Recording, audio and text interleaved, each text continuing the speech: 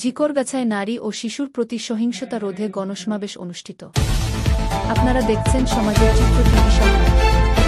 ঝিকরগাছা থেকে KM ইদ্রিস আলীর video চিত্রে দেখুন বিস্তারিত। ঝিকরগাছায় নারী ও শিশুর প্রতি সহিংসতা রোধে উলাশিসি জনি সংঘের সাবল প্রকল্পের উদ্যোগে এক গণসমাবেশ অনুষ্ঠিত হয়েছে। ৪ ডিসেম্বর সকালে পানিসারা ফুল বিপণন কেন্দ্রে ইউরোপীয় ইউনিয়ন ও ট্রেড ক্রাফট বাংলাদেশ এর সহায়তায় আয়োজিত এ সমাবেশের উদ্বোধন করেন উপজেলা নির্বাহী কর্মকর্তা মোছাম্মদ রনি খাতুন। উদ্বোধনের পর বিপণন কেন্দ্র চত্বরে অনুষ্ঠিত হয় ব্যতিক্রমধর্মী র্যালি।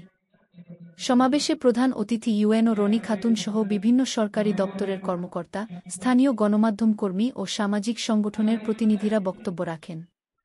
বক্তারা নারী ও শিশুর প্রতি সহিংসতা, সাইবার ক্রাইম, ব্ল্যাকমেইল, অনুমতি ছাড়া ছবি ভিডিও ছড়ানো সহ নানা অপরাধের বিষয়ে সচেতন থাকার আহ্বান জানান এবং প্রশাসনের দৃষ্টি আকর্ষণ করেন।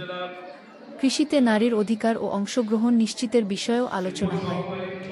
অনুষ্ঠানে নারী সামাজিক অ্যাসোসিয়েশনের সদস্য, স্থানীয় সুধীজন এবং ২ শতাধিক সমিতির সদস্য উপস্থিত ছিলেন। সমাজের চিত্র টিভি সংবাদের সাথে থাকার জন্য ধন্যবাদ। সবার আগে আপনার এলাকার সংবাদ পেতে আমাদের চ্যানেলটিকে সাবস্ক্রাইব, লাইক, ফলো দিয়ে সাথে থাকুন।